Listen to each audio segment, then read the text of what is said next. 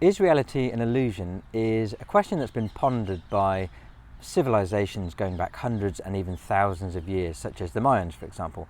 So even way back then, despite them not having what we would call now modern technology, they would explain it in a way that kind of suited their understanding at the time, the technology that they had. So the Mayans, for example, would talk about reality is merely a reflection, and possibly it was because you look into a clear pond of water and then you see a reflection of yourself. So maybe the thinking was what we are as we look down at our body is a reflection of the true reality that they could see within the pond.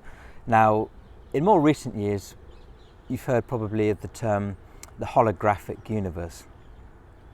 And what I like about this particular explanation is when you look at something like an atom, so we're all made of, everything you can see, everything you can touch is made up of atoms. But if you look at an atom, and this is one thing that was true about science,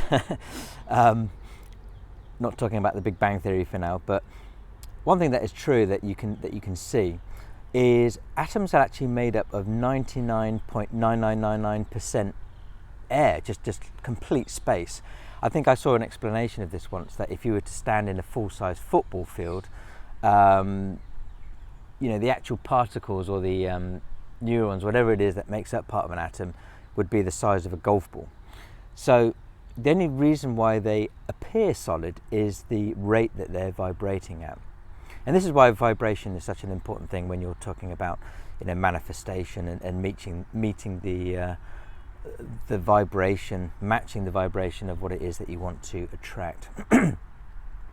Now, of course, in much more recent terms, what we are talking about is the simulation universe, the simulated world theory.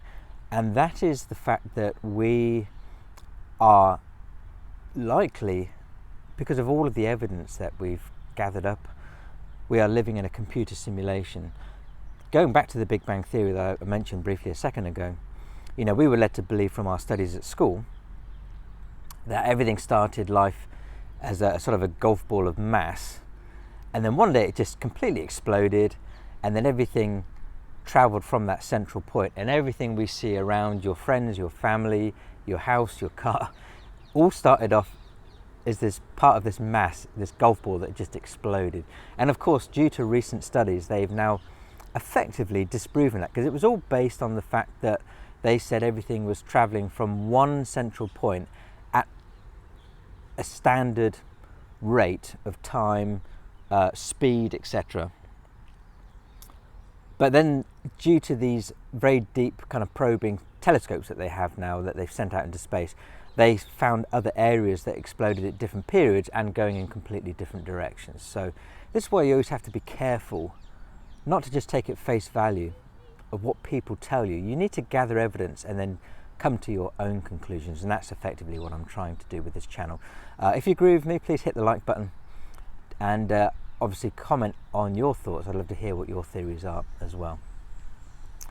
So the great thing about the simulation theory is, this whole question about when did life start, when did the universe start, it's effectively when somebody started running the program, running the simulation.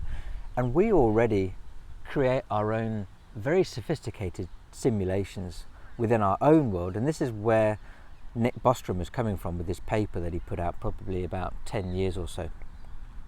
And that is, if we can create simulations that are so good the sort of beings within those don't realize they're in a simulation, then well, could the same have happened to us? We are in a simulation. And especially with the advent of artificial intelligence and how good VR is now, to the point where with the latest one that's coming out from Meta, where when you put them on, because you can't see the kind of rims of the lenses, the glasses, there's nothing really to indicate to you that you are in VR. It just tricks your brain into thinking that you are in true reality.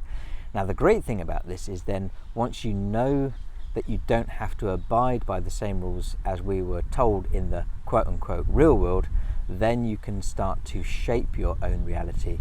And this is why affirmations, positive thinking, And things like that and meditation are incredibly important, because these are your gateways to shaping reality. So I would almost definitely say that reality is an illusion, but it's not to say that you want to escape it necessarily, like escaping the matrix, but think about how you can bend reality to your will. So please subscribe if you haven't already.